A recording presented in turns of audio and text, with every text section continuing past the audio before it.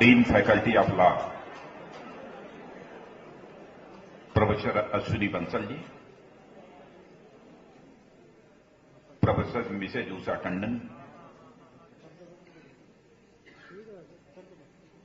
और प्रिय पंकज चौधरी, इस सभागार में उपस्थित सभी सम्मानित शिक्षकगण और मेरे नौजवान मित्रों, इसे मैं अपना सौभाग्य मानता हूं कि दूसरी बार इसी हाल में लॉ फैकल्टी के बच्चों को संबोधित करने का मुझे अवसर प्राप्त हुआ है। इसके पहले भी एक बार मैं 2008 में यहां पर आ चुका हूं। पंकज चौधरी जिस समय मेरा इंट्रोडक्शन करा रहे थे, कुछ बातें समझ में आई, कुछ बातें समझ में नहीं आई,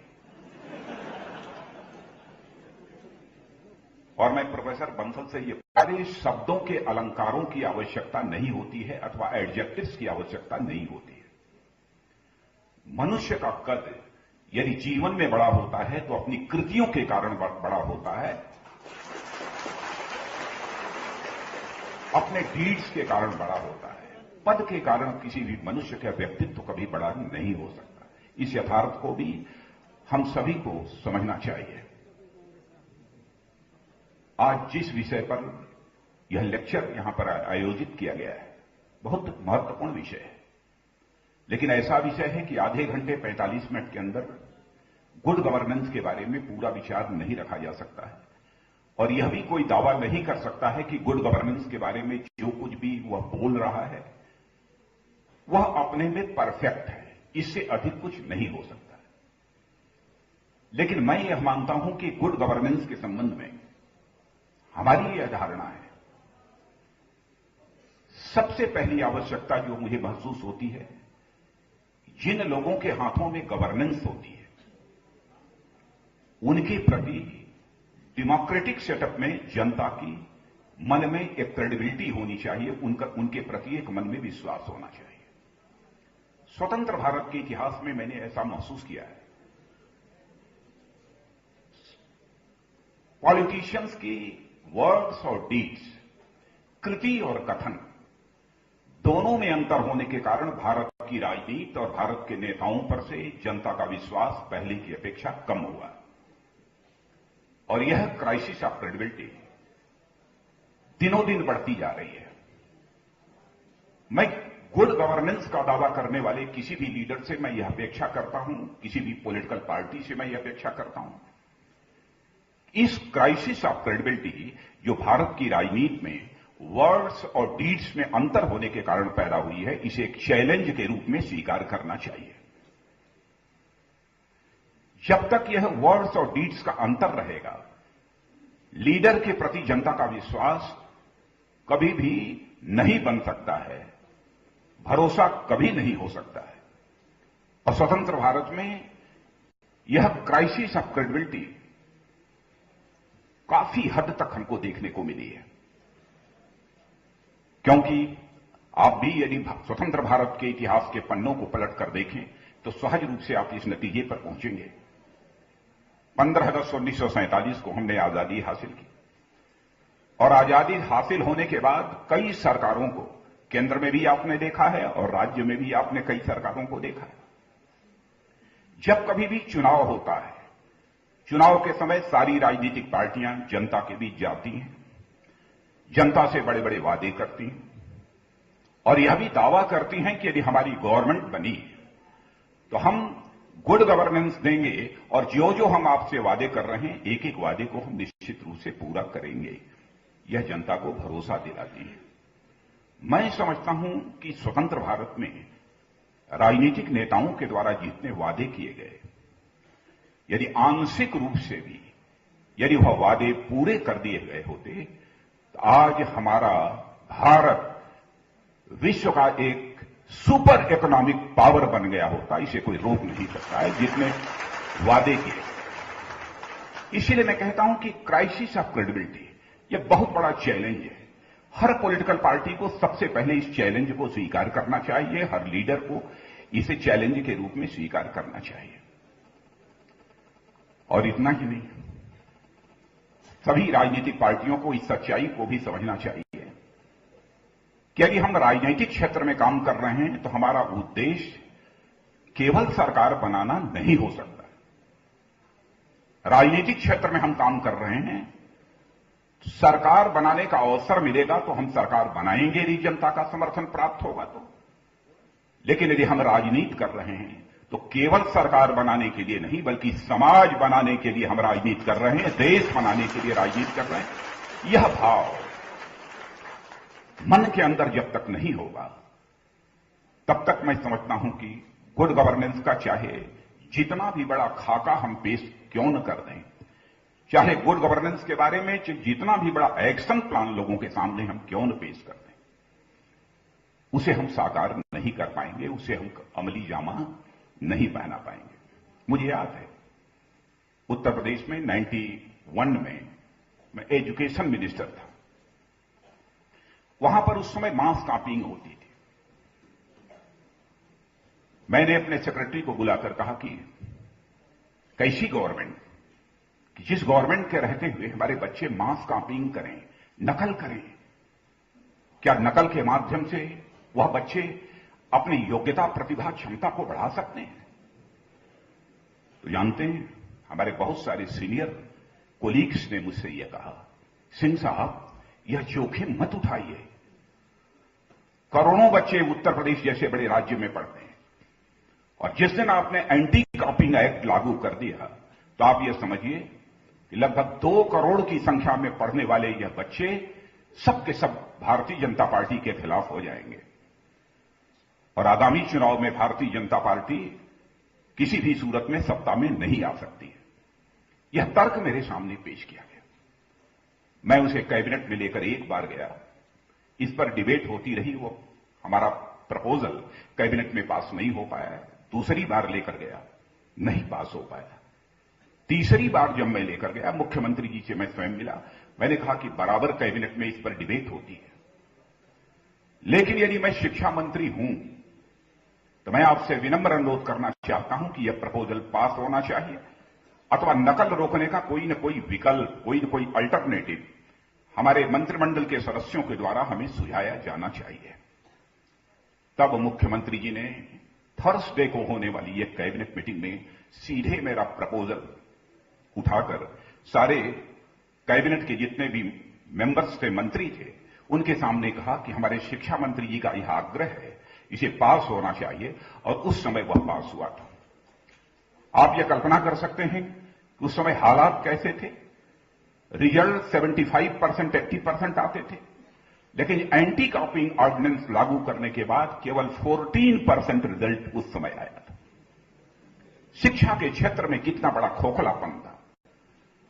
और उसके बाद गार्जियन ने भी इस बात का ध्यान देना प्रारंभ कर दिया कि हमारे बच्चे ठीक तरीके से पढ़ाई करें।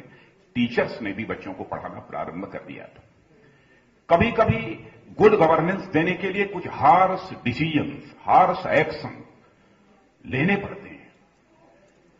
अब यह कोई कह सकता है कि यदि लोगों को अच्छी फीलिंग न हो गवर्नमेंट के कारण, तो ऐसी गवर्नमेंट के संबंध में यह नहीं कहा जा सकता है कि वह अच्छी गवर्नेंस देने का काम कर रही है। क्योंकि गवर्नेंस के बारे में मैं कह सकता हूं, गवर्नेंस को केवल आंकड़ों के आधार पर ही नहीं मापा जा सकता है। कोई खास ऐसा पैरामीटर नहीं है कि उस पैरामीटर्स के आधार पर हम यह कह सकें, इन सब पैरामीटर्स के आधार पर यह गवर्नमेंट खरी उतरी है, इसलिए गुड गवर्नेंस पूरी तरह से ठीक है, यह भी दावा नहीं किया जा सकता। यह एक प्रकार की फीलिंग है। जो गवर्नमेंट इस समय काम कर रही है, वह गवर्नमेंट ठीक तरीके से काम कर रही है कि नहीं कर रही है, उसका परफॉर्मेंस ठीक है कि नहीं है। बहुत कुछ इस संबंध में लोगों की फीलिंग क्या है, लोग कैसा सोचते हैं, इस पर बहुत कुछ निर्भर करता है। लेकिन गुड गवर्नेंस सचमुच यदि हम लाना चाहते हैं तो जनता के समक्ष, क्योंकि लोकतंत्र है, लोकतंत्र में लोग यानी जनता की जो समस्याएं हैं अथवा जनता जो चाहती है, उसके अनुरूप ही हमको कई कदम उठाने पड़ते हैं। समस्याओं का यदि निराकरण होता है स्वाभाविक है कि जनता यह कहती है कि जैसा सुशासन होना चाहिए किसी गवर्नमेंट के रहते हुए, वैसा सुशासन हमको देखने को मिल रहा है। स्वाभाविक रूप से यह फीलिंग होगी।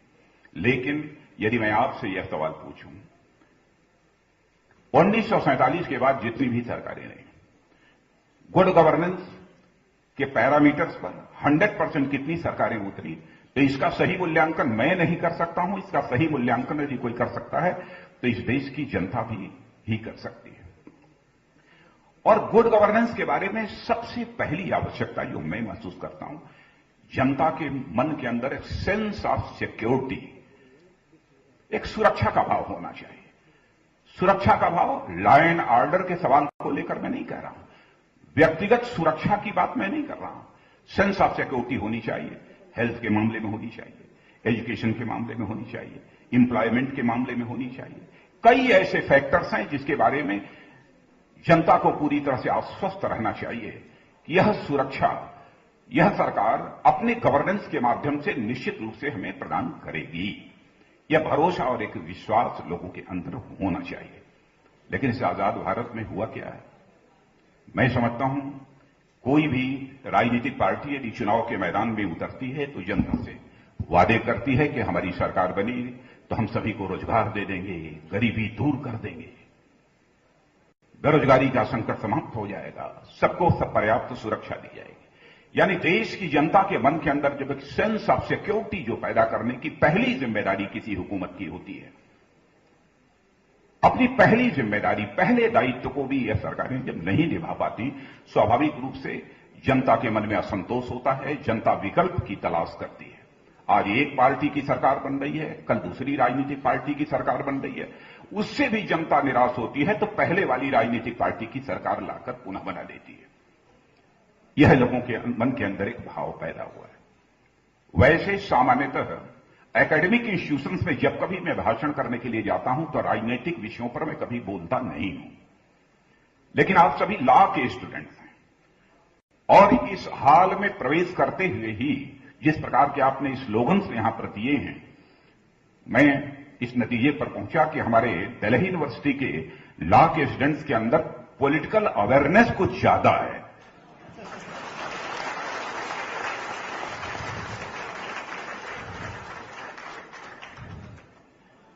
तो हमसे कोई ये कहे कि आप ये बतला दीजिए कि फला फला चीजें यह होनी चाहिए, तो हम यह मान लेंगे कि हां ये चीजें यदि किसी सरकार के द्वारा हो जाती हैं तो वास्तव में कहा जाएगा कि यह सरकार गुड गवर्नेंस दे रही है, सुशासन दे रही है।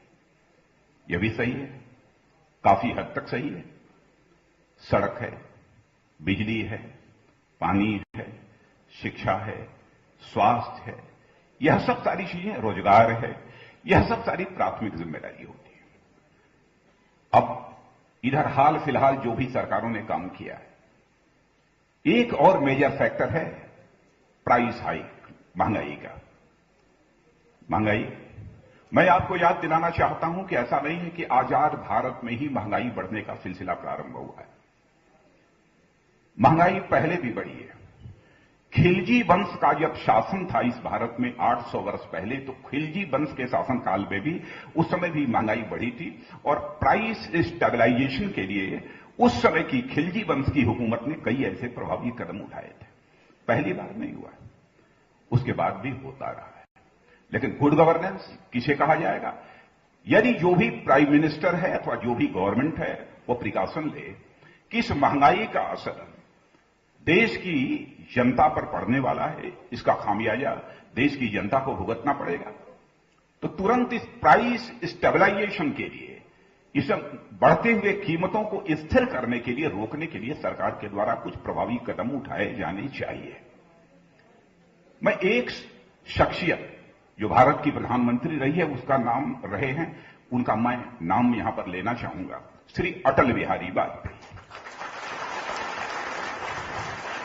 और अटल बिहारी वाजपेयी जी हमारे देश के प्रधानमंत्री रहे हैं, उनका नाम मैं इसलिए लेना चाहता हूं कि उनकी गवर्नमेंट में मुझे भी काम करने का अवसर मिला है। बराबर इस बात की वो हिदायत, इंस्ट्रक्शंस अपने ऑफिसर्स को, लोगों को भी देते रहते थे, किसी भी सूरत में महंगाई नहीं बढ़नी चाहिए, गरीब बेहाल हो जाएगा। अन्य मोर्चों पर थोड़ी बहुत कमी रह जाए, लेकिन इस फ्रंट पर, इस मोर्चे पर कोई अपनी तरफ से, गवर्नमेंट की तरफ से कमी नहीं रहनी चाहिए। क्या यह सच नहीं है कि स्वतंत्र भारत के इतिहास में वह पहला अवसर था कि लगातार 6 वर्षों तक महंगाई को पूरी तरह से रोके रखने में कामयाबी यदि हासिल की थी तो श्री अटल बिहारी वाजपेयी जी की सरकार ने हासिल की। कभी कभी इकोनॉमी के बारे में यह चर्चा की जाती है कि जब जीडीपी की ग्रोथ रेट बढ़ती है तो बट नेचुरल है कि इन्फ्लेशन भी किसी न किसी सीमा तक बढ़ता है। यह तर्क दिया जाता है। कभी कभी यह भी तर्क दिया जाता है कि महंगाई इसलिए बढ़ रही है ताकि ग्लोबल इकोनॉमिक रिसेशन से, वैश्विक आर्थिक मंदी से के दौर से सारी दुनिया गुजर रही है, तो स्वाभाविक रूप से हम अपने को इंटरनेशनल इकोनॉमी से आइसोलेटेड नहीं रख सकते हैं। तो इस ग्लोबल इकोनॉमिक रिसेशन से भारत भी प्रभावित होगा, और भारत यदि प्रभावित होगा तो यहां पर भी महंगाई बढ़ेगी। लेकिन जहां तक मैं जानता हूं, वैसे मैं इकोनॉमिस्ट तो नहीं हूं, लेकिन जितना मैं जानता हूं, मंदी आने पर महंगाई बढ़ती नहीं है बल्कि महंगाई घटती है। देखिए, क्राइसिस ऑफ क्रेडिबिलिटी, विश्वास का संकट कहां पैदा होता है? जब नेताओं के द्वारा जनता के समक्ष गलत तर्क दिए जाते हैं। लेकिन याद दिलाना चाहता हूं, 2001 में भी एक ग्लोबल इकोनॉमिक रिसेशन आया था जब से अटल बिहारी वाजपेयी भारत के प्राइम मिनिस्टर थे। उस समय भारत यह दुनिया का अकेला देश था मेरे दोस्तों कि जिस समय ग्लोबल इकोनॉमिक रिसेशन से श्री अटल बिहारी वाजपेयी ने अपनी पॉलिसीज के माध्यम से भारत की अर्थव्यवस्था को प्रभावित नहीं होने दिया था। कोई यह पूछ सकता था कि अटल बिहारी वाजपेयी ने वो कौन सा करिश्मा किया कि भारत की अर्थव्यवस्था ग्लोबल इकोनॉमिक रिसेशन से प्रभावित नहीं होने पाई? इंफ्रास्ट्रक्चर में हैवी इन्वेस्टमेंट स्वतंत्र भारत में इंफ्रास्ट्रक्चर सेक्टर में जितना हैवी इन्वेस्टमेंट श्री अटल बिहारी वाजपेयी जी के शासनकाल में हुआ है, मैं कह सकता हूं किसी भी शासनकाल में इतना हैवी इन्वेस्टमेंट इंफ्रास्ट्रक्चर में कभी नहीं हुआ। ग्लोबल इकोनॉमिक रिसेशन से भारत की अर्थव्यवस्था को श्री अटल बिहारी वाजपेयी ने प्रभावित नहीं होने दिया। और जानते हैं, इंफ्रास्ट्रक्चर में हैवी इन्वेस्टमेंट का यह परिणाम रहा है कि जो मैं आंकड़ा आपको देने जा रहा हूं, यह आंकड़ा मेरा नहीं है बल्कि गवर्नमेंट की एक agency national sample survey organisation का है। नेशनल सैंपल सर्वे ऑर्गेनाइजेशन ने अपने आंकड़े में यह कहा है कि 98 से लेकर 2004 तक कितनी जॉब अपॉर्चुनिटीज, कितने रोजगार के अवसर इस देश में सृजित हुए। कहा है 6 करोड़ 70 लाख। फिर यह भी कहा है नेशनल सैंपल सर्वे ऑर्गेनाइजेशन ने कि 2004 से लेकर 2010 तक केवल 27 लाख रोजगार के अवसर सृजित हुए हैं। क्यों? किसे गुड गवर्नेंस कहेंगे, इसका फैसला आप स्वयं करें, इस संबंध में मुझे कुछ नहीं कहना। और मेरे नौजवान मित्रों, आप सबको जानकारी होगी, मैं यह दावा नहीं करता कि आपको जानकारी नहीं होगी। देश की अर्थव्यवस्था को संभाल कर रखना, वह डिरेल्ड न होने पाए, यह गुड गवर्नेंस की ही जिम्मेदारी बनती है, गवर्नमेंट की ही जिम्मेदारी बनती है। सब कुछ होने के बावजूद अपने देश की इकोनॉमी को डिरेल्ड कभी नहीं होने दिया अटल बिहारी वाजपेयी ने। Fiscal deficit, current account deficit, यह नियंत्रण में थी, नियंत्रण के बाहर नहीं होने पाई। आज हालत कैसे बन गए हैं? आज हालात तो ऐसे बन गए हैं कि fiscal deficit, current account deficit दोनों नियंत्रण के बाहर होती जा रही हैं।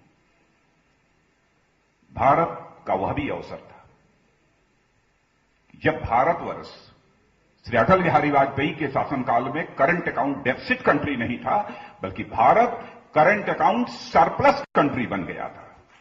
और मुझे याद है, सितंबर के महीने में मैं अमेरिका गया था। जब अमेरिका में गया था तो सीनेट के लोगों ने मुझे डिनर दिया था। दोपहर को कांग्रेस के लोगों ने डिनर दिया। तो जब रात्रि में सीनेट के लोगों के सामने मैंने चर्चा की कि इस समय हमारे यहां फिस्कल डेफिसिट और करंट अकाउंट डेफिसिट एक बहुत बड़ा चैलेंज है, एक बहुत बड़ी प्रॉब्लम है, लेकिन जब अटल बिहारी वाजपेयी जी भारत के प्राइम मिनिस्टर थे तो उस समय Bharat current account deficit country नहीं था, बल्कि Bharat current account surplus country बन गया था। मित्रों, आपको जानकर आश्चर्य होगा कि उस समय सीनेट के मेंबर्स ने इस पर आश्चर्य व्यक्त किया था। यह होती है देश की अर्थव्यवस्था को संभालने की एक कला, और उसके लिए मैं मानता हूं कि एक तो विजन चाहिए लीडर के पास, और दूसरा पैशन चाहिए, और साथ ही साथ मिशन चाहिए। वही कर सकता है। यानी दृष्टि चाहिए, जुनून चाहिए और जज्बा चाहिए गुड गवर्नेंस देने के लिए। उस समय हम लोगों ने देखा, और आपको यह भी याद दिलाना चाहता हूं कि उस समय हालात कैसे पैदा हो गए थे। कारगिल का युद्ध हुआ था। यह सच है कि हमारे भारत के सेना के जवानों ने अपने शौर्य पराक्रम का परिचय देते हुए पाकिस्तान पर विजय प्राप्त की थी। फिर भी महंगाई नहीं बढ़ने दिया, फिर भी महंगाई नहीं बढ़ने दिया। दुनिया की सारी डेवलप्ड कंट्रीज, दुनिया की सारी डेवलप्ड कंट्रीज भारत को यह थ्रेट करती रही है, धमकी देती रही है, खबरदार, यदि एटॉमिक टेस्ट किया है आपने भारत में, इसका खामियाजा भारत को भुगतना पड़ेगा। और दुनिया की डेवलप्ड कंट्रीज के द्वारा जो भी फाइनेंशियल असिस्टेंस अब तक भारत को मिलता रहा है, वो भविष्य में नहीं मिलेगा। लेकिन राष्ट्रीय स्वाभिमान के धनी श्री अटल बिहारी वाजपेयी ने इस बात की चिंता नहीं की। उन्होंने कहा कि मेरे वैज्ञानिकों, जाओ राजस्थान की वीर भूमि पर जितने एटॉमिक बम्स का धमाका करना चाहते हो, उतने एटॉमिक बम्स का धमाका करके अपने परीक्षण का काम करो।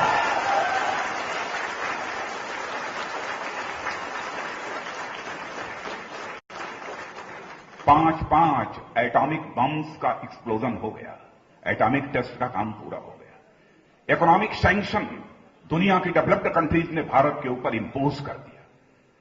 लेकिन मेरे मित्रों, उसके बावजूद भी महंगाई को नहीं बढ़ने दिया। यह गुड गवर्नेंस की कला होती है। और इतना ही नहीं, दुनिया का सबसे रिच कंट्री, सबसे मजबूत कंट्री कौन सी मानी जाती है? रूस, ये अमेरिका। अमेरिका के बारे में ही कहते हैं, यूएस बहुत ताकतवर देश माना जाता है। अमेरिका के राष्ट्रपति मिस्टर ओबामा 2010 में भारत आए थे। भारत की इकोनॉमी के बारे में जो उनका परसेप्शन पहले बना हुआ था, वह परसेप्शन उस समय भी उनके ऊपर प्रिवेल कर रहा था। पार्लियामेंट के दोनों हाउसेस के मेंबर्स को सेंट्रल हॉल में एड्रेस करते हुए मिस्टर ओबामा ने कहा था कि साहब, भारत की इकोनॉमी के बारे में मैं जानता हूं। India is not emerging but India has emerged. ऐसा नहीं है कि भारत अभी खड़ा हो रहा है, इमर्ज हो रहा है, बल्कि यह इमर्ज कर चुका है। यहां की अर्थव्यवस्था में वह ताकत आ चुकी है। यह परसेप्शन 2004 तक की जो गवर्नमेंट चली, उस इकोनॉमी का जो मोमेंटम था, उसके कारण ही बना हुआ था, और कोई दूसरा कारण नहीं था। यह एक good governance. Sense of security की बात मैंने कही है। आज बहुत सारे गरीब, इलाज, चिकित्सा कितनी महंगी हो गई है, बताने की आवश्यकता नहीं है। उसके कारण दम तोड़ देते हैं, लेकिन उन्हें सही इलाज, समय पर जो इलाज और चिकित्सा की सुविधा जो मिलनी चाहिए, वह नहीं मिल पाती। कौन इंश्योर करेगा इसे? क्या यह काम सरकार बनने के 5 वर्षों के अंदर नहीं पूरा किया जा सकता? मैं बधाई देना चाहता हूं गुजरात के मुख्यमंत्री श्री नरेंद्र मोदी को, जिन्होंने कि गुजरात का यह इंश्योर कर दिया।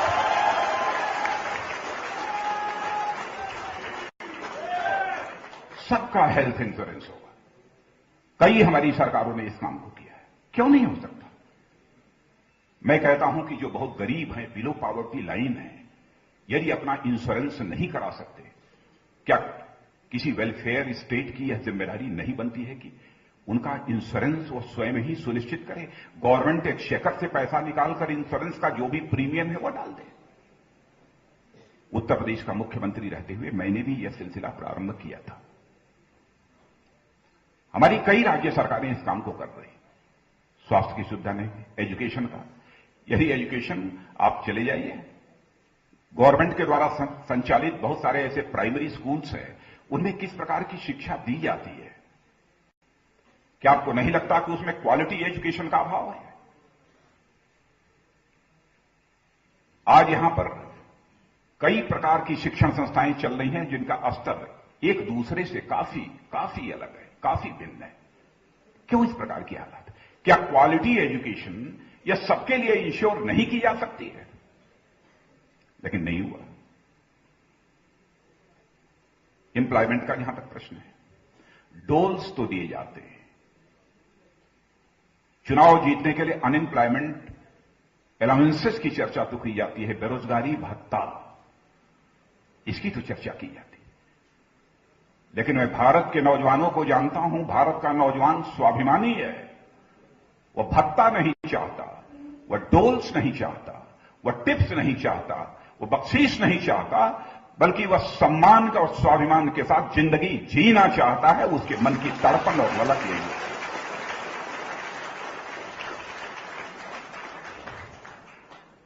योग्यता, क्षमता, प्रतिभा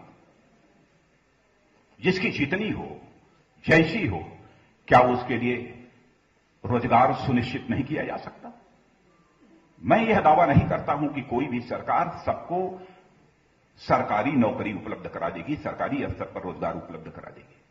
लेकिन कहीं न कहीं हमको ऐसा सिस्टम हमको बनाना पड़ेगा कि जो जहां है, यदि वहीं पर रोजगार वह चाहता है तो उसे रोजगार मिल जाए। आज गांवों से शहरों की ओर पलायन जितनी तेजी के साथ हो रहा है, आप यहां पर ये स्लम एरियाज ये जितनी बढ़ती जा रही हैं, झुग्गी झोपड़ियां, यह सब गांवों से निकले हुए यह सब सारे लोग हैं। क्यों उन्हें गांव से चलकर शहर में आने की आवश्यकता पड़ी है? क्या सरकारों ने इस संबंध में कभी विचार किया है? क्या गांवों में हम एजुकेशन की व्यवस्था ठीक नहीं कर सकते? हम वहां पर हेल्थ की जो भी सिक्योरिटी है वह नहीं प्रोवाइड कर सकते? हम वहां पर भी कुछ रोजगार के नए अवसर नहीं सृजित कर सकते? स्मॉल स्केल इंडस्ट्री है, माइक्रो इंडस्ट्री है, एग्रीकल्चर बेस्ड इंडस्ट्री है, फूड प्रोसेसिंग यूनिट्स हैं। क्या यह गांव में नहीं हो सकता है? स्वाभाविक रूप से यह पलायन रुकेगा, शहरों की तरफ भागने का सिलसिला अपने आप रुकेगा। सड़क हो गांव में, बिजली हो गांव में, पानी हो गांव में, क्यों शहरों की तरफ कोई आना चाहेगा? लेकिन इसके बारे में कभी सोचा नहीं। मैं याद दिलाना चाहता हूं आपको महात्मा गांधी के। महात्मा गांधी बराबर ग्राम स्वराज की बात किया करते थे। आजकल सो कॉल्ड प्रोग्रेसिव से यदि ग्राम स्वराज की बात यह कहिए, ये कहेंगे कहां की 18वीं सदी की यह बात कर रहे हैं। आज भी भारत के बारे में मैं कह सकता हूं, भारत आज भी गांवों का देश है।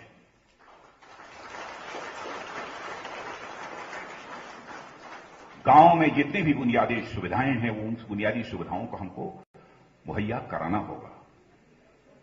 भारत में यदि हम खुशहाली लाना चाहते हैं, यहां की समस्याओं का हम समाधान करना चाहते हैं, तो इसके अतिरिक्त और कोई विकल्प नहीं है, यह करना पड़ेगा। इसीलिए उन्होंने ग्राम स्वराज की बात महात्मा गांधी ने उस समय कही थी।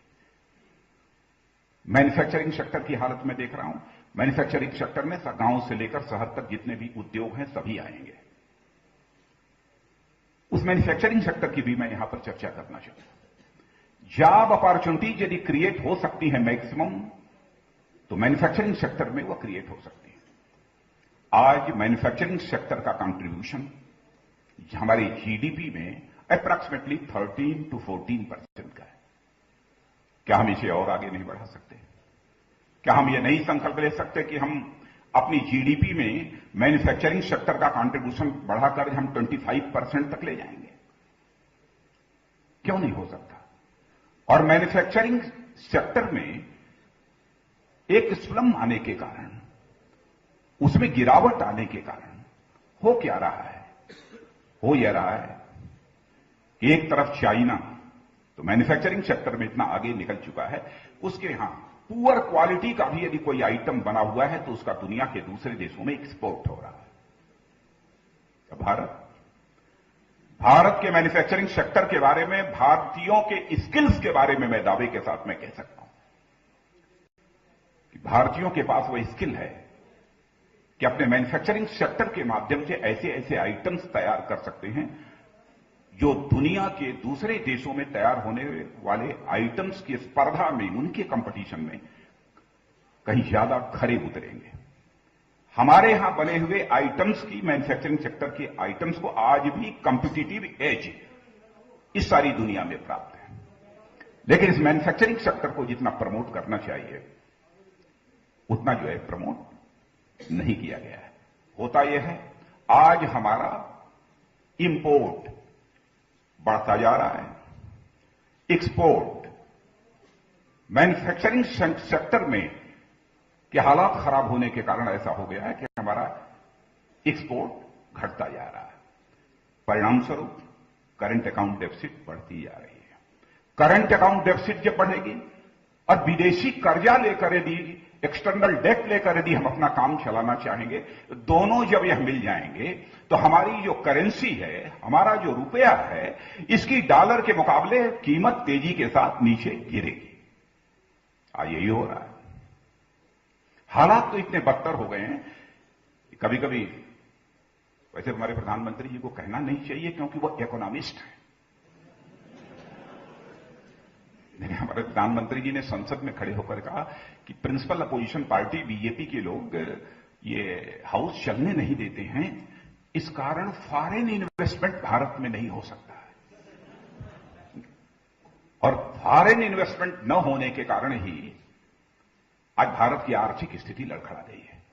क्या मित्रों, मैं आपसे पूछना चाहता हूं, भारत में ह्यूमन रिसोर्सेज की कमी है, स्किल्ड ह्यूमन रिसोर्सेज की कमी है, भारत में नेचुरल रिसोर्सेज की कमी है। क्यों यह कहा जाता है कि भारत यदि जिंदा रह सकता है कि तो बिना विदेशी पूंजी निवेश के जिंदा नहीं रह सकता? मैं पूछना चाहता हूं, आप कहते हैं कि फॉरेन डायरेक्ट इन्वेस्टमेंट नहीं हो रहा है, तो हमारे डोमेस्टिक इन्वेस्टर्स इस समय भारत को छोड़कर दुनिया के दूसरे देशों में क्यों जा रहे हैं? इसका भी कोई जवाब नहीं। जनता की आंखों में धूल झोंक कर, जनता को गुमराह करके थोड़े समय के लिए राजनीतिक सफलता हासिल की जा सकती है, सरकार बनाई जा सकती है, लेकिन मित्रों, देश नहीं बनाया जा सकता है। देश नहीं बनाया जा सकता।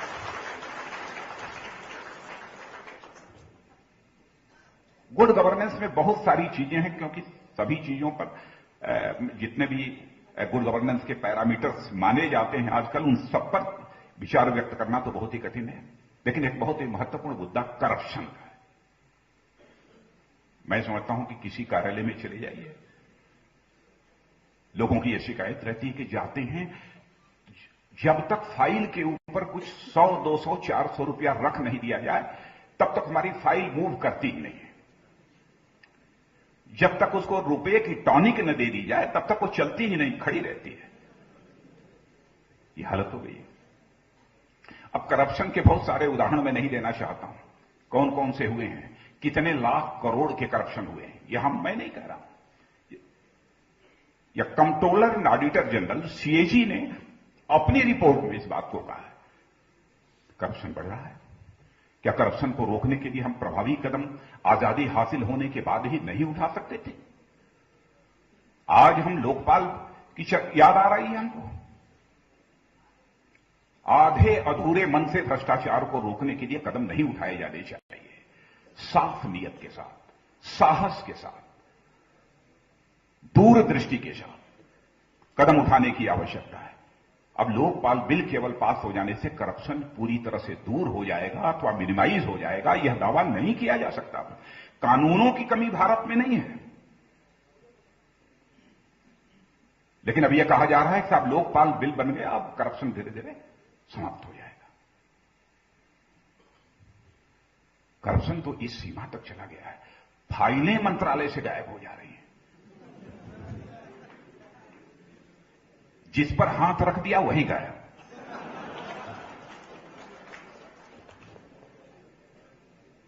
एक दिन हमारी भी पीठ में दर्द हो रहा था, मैं सोच रहा था मैं भी वहीं चलूं क्या, ताकि उस पर हाथ रखते यह भी दर्द भी दूर हो जाए। यह हालत हो गई है।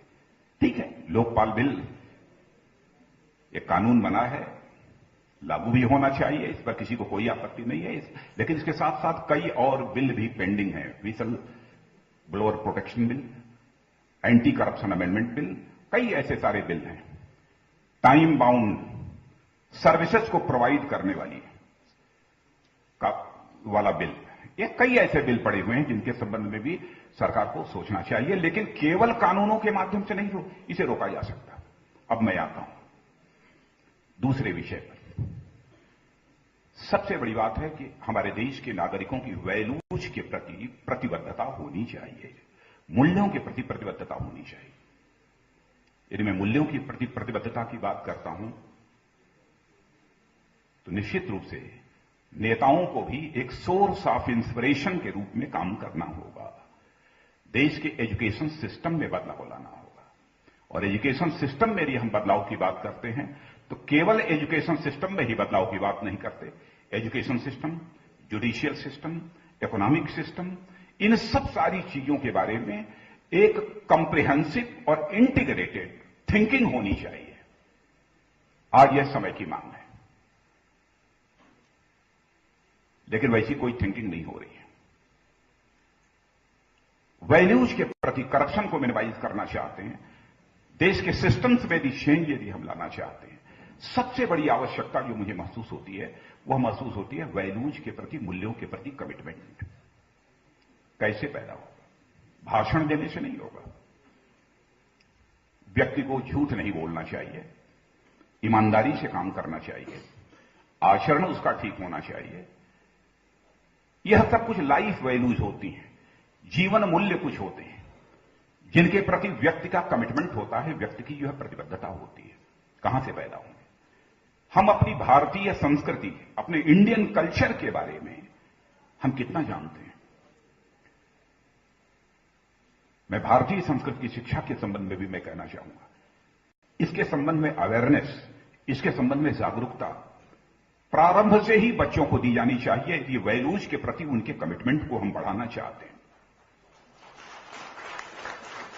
लोग कभी सो कॉल्ड प्रोग्रेसिव्स यह भी कह सकते हैं, इस ग्लोबलाइजेशन, लिबरलाइजेशन, मॉडर्नाइजेशन के एरा में भारतीय संस्कृति की बात की जा रही है। मेरे नौजवान मित्रों, मैं कहना चाहता हूं, हम और आप इस मामले में सौभाग्यशाली हैं कि भारत दुनिया का एक ऐसा देश है कि दुनिया की सबसे श्रेष्ठतम यदि संस्कृति है तो हमारे भारत की संस्कृति है।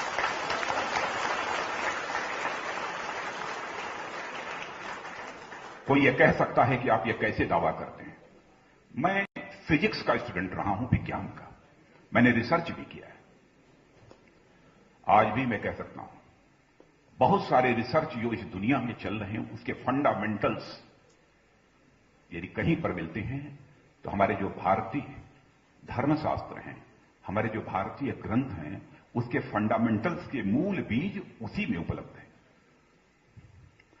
हाइजेनबर्ग्स प्रिंसिपल ऑफ अनसर्टेनिटी, इसका नाम सुना है कुछ बच्चों ने? जिन्होंने मैथमेटिक्स पढ़ा होगा, सुना होगा, जानते हैं। शायद उनका एक मित्र था, मैं नाम यदि पूरा नहीं भूल रहा हूं तो डी फिज या कुछ ऐसे ही नाम था। तुमको याद है मेरे? हाँ, कुछ यफ है उसमें, मिस्टर डी, नहीं, वो नहीं, वो नाम में क्षमा कीजिएगा, वो नाम में थोड़ा भूल रहा हूं। जानते हैं उसने क्या लिखा है कि हाइजेनबर्ग से जो हमारी बात हो रही थी तो मैंने हाइजेनबर्ग से यह पूछा कि मिस्टर हाइजेनबर्ग, इसके फंडामेंटल्स आपको कहां से मिले? तो हाइजेनबर्ग ने कहा था, मिस्टर फिज कोपरा, याद आ गया, मिस्टर डी फिज कोपरा, वो साइंटिस्ट का नाम था। तो मिस्टर फिज कोपरा को उन्होंने बतलाया, मिस्टर हाइजेनबर्ग ने कहा कि जब मैं रविंद्रनाथ टैगोर के साथ वेदांत पर जब मैं चर्चा कर रहा था तो उस समय हमको प्रिंसिपल ऑफ अनसर्टेनिटी के फंडामेंटल्स उस समय से प्राप्त हुए थे और वहीं से प्रिंसिपल ऑफ अनसर्टेनिटी भारत की संस्कृति। एक उदाहरण तो केवल साइंस का दिया है, मैथमेटिक्स के, फिजिक्स के, केमिस्ट्री के, मैं ऐसे सैकड़ों उदाहरण आपको दे सकता हूं, लेकिन समय ज्यादा नहीं लूंगा क्योंकि 35 मिनट हो गए, 40 मिनट। मैं आता हूं दूसरी चीज, मैं आपसे सवाल पूछना चाहता हूं मेरे नौजवान मित्रों। आपसे मैं यदि पूछूं कि ये बताओ महान राजा किसे कहते हैं? अशोक को कहेंगे। और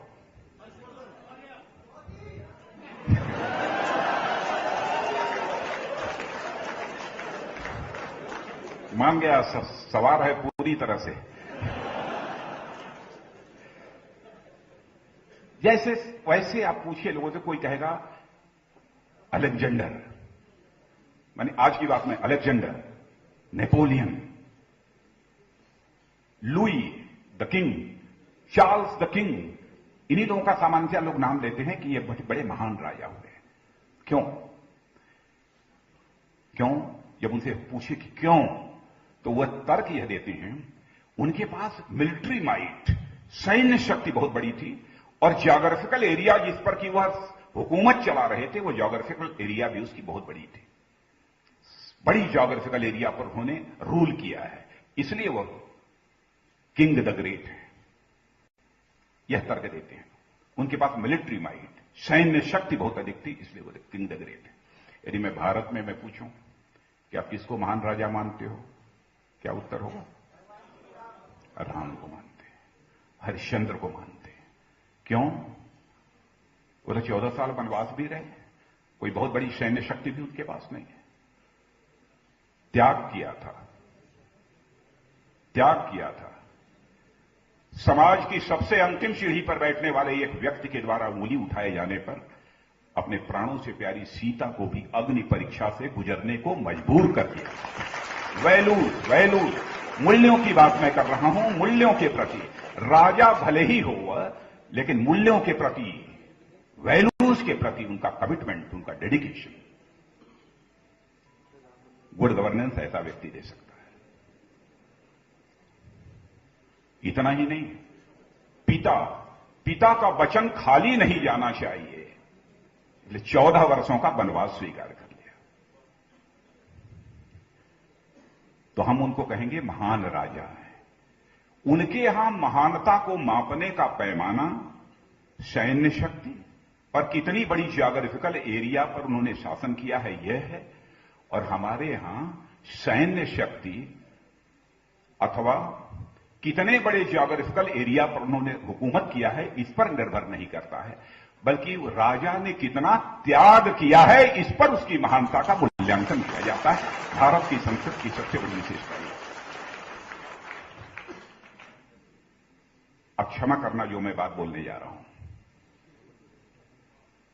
क्योंकि मैं समअप करने जा रहा हूं।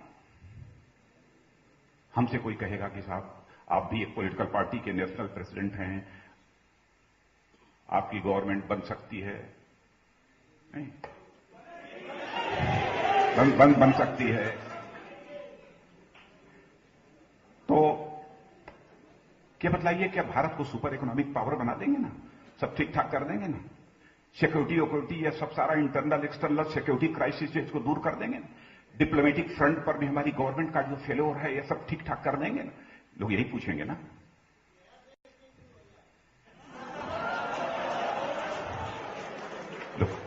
लोग यही पूछेंगे। तो स्वाभाविक है, कोई जो चुनाव लड़ने जा रहा है वो कहेगा हां निश्चित रूप से करेंगे, सारी समस्याओं का समाधान हमारे पास है। लोग यही दावा करेंगे ना। लेकिन देखिए, सिक्योरिटी फ्रंट की, इंटरनल एक्सटर्नल सिक्योरिटी फ्रंट की मैंने बहुत चर्चा यहां नहीं की है जानबूझकर, लेकिन क्योंकि हर पहलू को मैं यहां पर टच नहीं कर सकता था। डिप्लोमेटिक फ्रंट पर भी जो हमारा समय समय पर फेल्योर रहा है, उसकी भी मैंने कोई चर्चा यहां पर नहीं की है। अब ये एक चर्चा मैं कर दूं, क्योंकि चर्चा नहीं करूंगा तो मुझे लगेगा कि मन तो कुछ बात रह गई। अब जैसे पाकिस्तान के सेना के जवान आते हैं, हमारे देश के सेना के जवानों की हत्या करते हैं, एक सेना के जवान का शरीर कुचल डालते हैं, दूसरी सेना के जवान का सिर धड़ से अलग करके सिर अपने साथ ले जाते हैं और पाकिस्तान में जश्न मनाते हैं। सरकार की क्या जिम्मेदारी बनती है?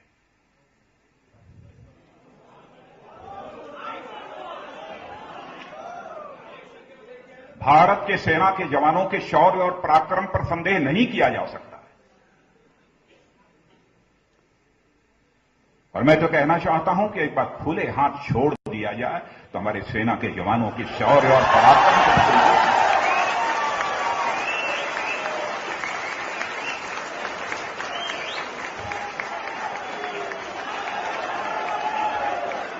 चाइना चाइना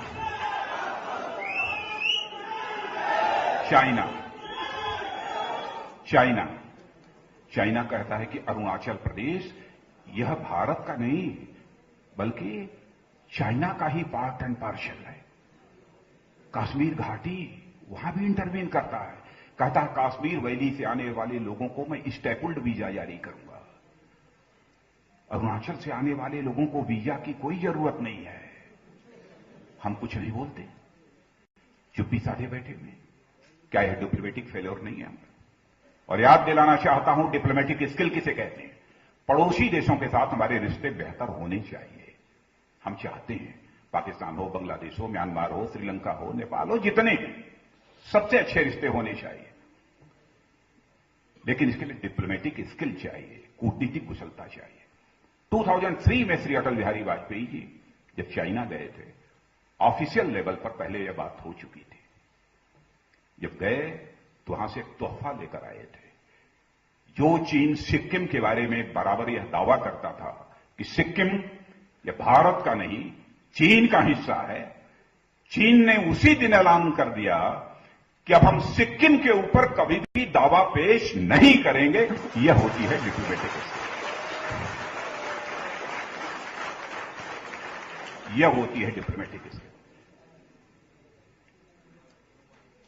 तो मैं ये चर्चा कर रहा था कि लोग कहेंगे सुपर इकोनॉमिक पावर बनाइए, यहां की सारी पॉवर्टी, अनएम्प्लॉयमेंट, यह सब सारी जो प्रॉब्लम्स हैं इनको दूर करिए सब। तो मैं थोड़ा सा एक कदम और आगे बढ़ता हूं। मैं कहता हूं कि भारत को हम केवल सुपर इकोनॉमिक पावर नहीं बनाना चाहते।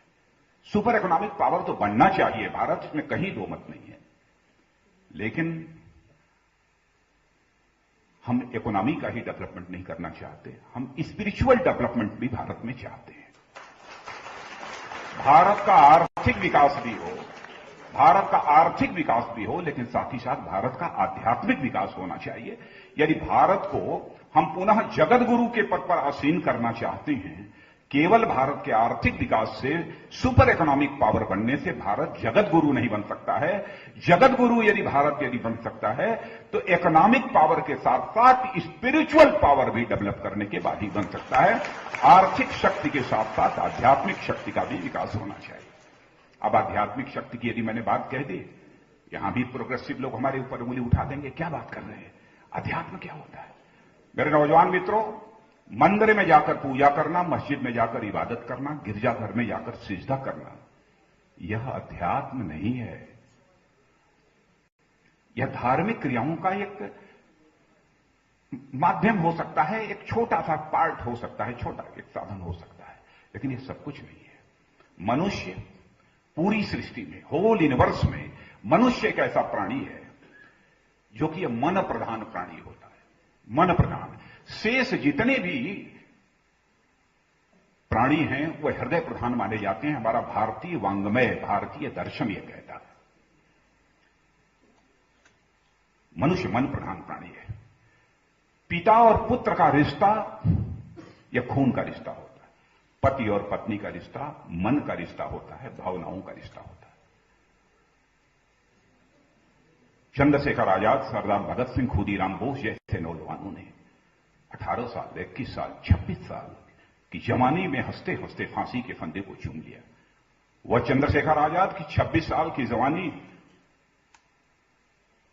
इसी इलाहाबाद के कंपनी गार्डन में अपने रिवाल्वर की गोलियों से अंग्रेज दुश्मनों को भूनते भूनते जब रिवाल्वर में अंतिम गोली शेष बची तो आजाद को यह चिंता सताने लगी कि कहीं विदेशियों के रिवाल्वर की विदेशी गोली हमारे जिस्म में प्रवेश कर हमारे जिस्म को नापाक न कर दे। इसलिए चंद्रशेखर आजाद ने अपने ही रिवाल्वर की अंतिम गोली अपने सीने में दाग लेने का काम किया था, तब जाकर यह भारत आजाद।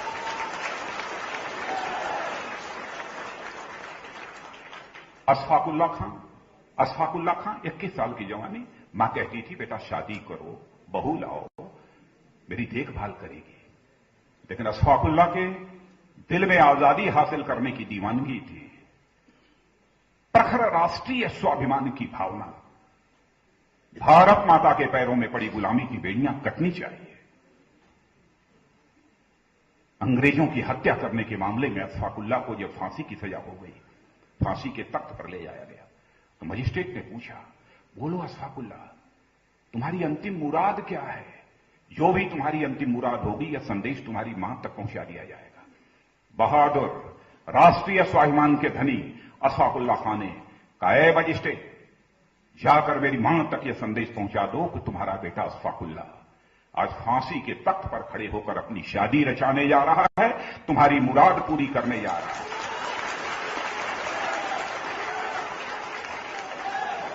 मजिस्ट्रेट ने पूछा कि अशफाकुल्लाह तुमको हो क्या गया है? तुम पागल हो गए हो? कहां है वो लड़की जिस लड़की के साथ तुम फांसी के तख्त पर खड़े होकर अपनी शादी रचाने जा रहे हो? अशफाकुल्लाह ने कहा, है मजिस्ट्रेट, मैं पागल नहीं हो गया हूं, अंधे तुम हो गए हो। क्या तुझे दिखाई नहीं देता है? मेरी आंखों के सामने जो यह फांसी का फंदा है, वही हमारी महबूबा है, जिसे आज मैं अपने गले से लगाने जा रहा हूं, जिसके साथ मैं शादी रचाने जा रहा हूं। कौन सा रिश्ता था? मन का रिश्ता था, भावनाओं का रिश्ता था। मनुष्य भावना प्रधान प्राणी है। गुड गवर्नेंस में मनुष्य की भावनाओं का भी ध्यान रखना होगा। हम उसकी भावनाओं को किस हद तक समझ पा रहे हैं, उसे हम संतुष्ट कर पा रहे हैं, इस बात का भी ध्यान रखना पड़ेगा। तो मन प्रधान प्राणी यह मनुष्य होता है। मन छोटा यदि होगा, व्यक्ति संवेदनशील नहीं होगा, करुणा नहीं होगी, दया नहीं होगी, सहृदयता जिसे कहते हैं वह नहीं होगी, छोटे मन से नहीं होती है। मनुष्य मन प्रधान प्राणी है। और मैं आप यदि सारे नौजवानों से यह पूछूं कि आप जीवन में क्या पाना चाहते हो, कोई बतलाएगा मुझे? क्यों है? कोई बताएगा? नहीं, सुख चाहते हो ना, हैप्पीनेस चाहते हो ना? भाई लोग नहीं कहते हैं साहब, ह्यूमन डेवलपमेंट इंडेक्स हमारा बढ़ना चाहिए, हैप्पीनेस का इंडेक्स बढ़ना चाहिए, गवर्नेंस ऐसी होनी चाहिए। लोग कहते हैं कि नहीं कहते? सुख चाहते हो, पढ़ाई लिखाई क्यों कर रहे हो? क्या दुख पाने के लिए? सुख पाने के लिए। हर मनुष्य सुख चाहता है। तो मेरे नौजवान मित्रों, इस सच्चाई को भी हमको समझना चाहिए। छोटे मन का व्यक्ति जीवन में कभी सुख प्राप्त नहीं कर सकता है। छोटे मन का कोई व्यक्ति जीवन में सुख प्राप्त नहीं कर सकता। बड़े मन का व्यक्ति ही जीवन में सुख प्राप्त कर सकता है। हमारे अटल जी कहा करते थे, छोटे मन से कोई बड़ा नहीं हो सकता, टूटे मन से कोई खड़ा नहीं हो सकता। तो यह जो मन है, यह मन है, इस मन का एलिवेशन, इस मन का उन्मन होना, इस मन का बड़ा होना ही हमारे यहां इसे अध्यात्म कहा गया है। एलिवेशन ऑफ मन, यही स्पिरिचुअलिज्म है, यही अध्यात्म है। कि बड़े मन का व्यक्ति केवल अपनी चिंता नहीं करता है, केवल परिवार की चिंता नहीं करता है, केवल समाज की चिंता नहीं करता है, बल्कि पूरी सृष्टि की चिंता करता है। और ऐसे ऋषि मनीषी हमारे देश में हुए हैं। और विश्व की यह पहली धरती है भारत, जहां के ऋषियों और मनीषियों ने वसुधैव कुटुंबकम का संदेश सारी दुनिया को देने का काम किया है। छोटे मन का व्यक्ति यह काम नहीं कर सकता, यह बड़े मन का ही कोई व्यक्ति कर सकता है। कृण्वन्तो विश्वमार्यम्, हम तो आर्य हैं, हम तो श्रेष्ठ हैं, सारे विश्व को भी हम आर्य बनाएंगे, श्रेष्ठ बनाएंगे। यानी हम आर्य बन गए तो सारे पूरे वर्ल्ड पर हम रूल करेंगे, यह भावना हमारे देश के ऋषियों और मनीषियों में नहीं रही। आप यह कल्पना करिए, बड़ा मन होने के कारण कितने सुख, आनंद, परमानंद की प्राप्ति उन्हें होती रही होगी। मैथमेटिक्स इसमें से पढ़ा है लोगों ने? नहीं पढ़ा? अब मैंने कहा कि मन बड़ा होने पर बहुत सुख मिलता है, बहुत आनंद मिलता है। तो मान लीजिए, थोड़ी देर के लिए कल्पना कर लीजिए कि मन इज ए सर्किल, मन इज ए सर्किल, एक वृत्त है। इसको मैथमेटिकल इक्वेशन के रूप में मुझे कहना होता तो मैं कहता हूं, यह मन जो ये सर्किल है, एक वृत्त है, इसके सर्कमफरेंस को अथवा इसके डायमीटर को जैसे जैसे बढ़ाते चले जाइए, उसी रेशियो में सुख की मात्रा, आनंद की मात्रा बढ़ती चली जाती है।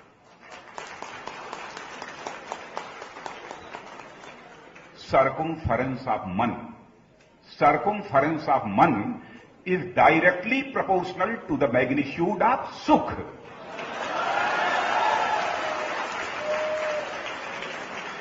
यही अध्यात्म है, यही अध्यात्म। गुड गवर्नेंस में मन आहत न होने पाए, इस बात की भी चिंता होनी चाहिए। मैंने कुछ ये जानबूझकर या कुछ ये बेसिक बातों की मैंने आप सबके सामने यहां पर चर्चा की है। इसलिए भारत को मैं कहता हूं हम इकोनॉमिक पावर भी बनाएंगे और साथ ही साथ सारे विश्व का एक स्पिरिचुअल पावर भी भारत बने, ताकि तभी जाकर हम भारत को जगत गुरु के पद पर आसीन कर सकते हैं।